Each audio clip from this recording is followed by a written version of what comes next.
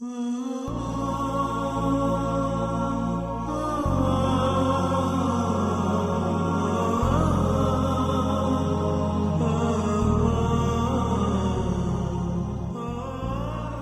الله الرحمن الرحيم.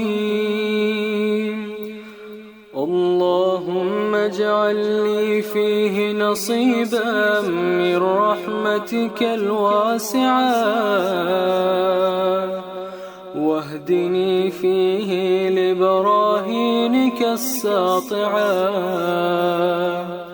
وخذ بناصيتي إلى مرضاتك الجامعة، بمحبتك يا أمل المشتاقين.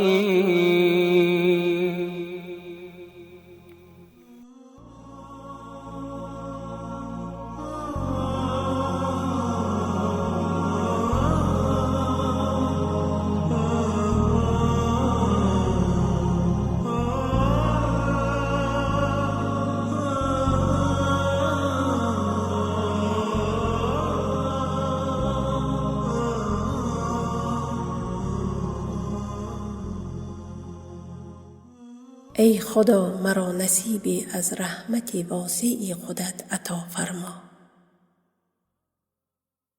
و به دلیل‌های روشنی خود هدایتم نما و مرا به سمت رضا و خوشنودیت رهنما باش. به حق دوستی و محبتت ای آرزوی مشتاقم.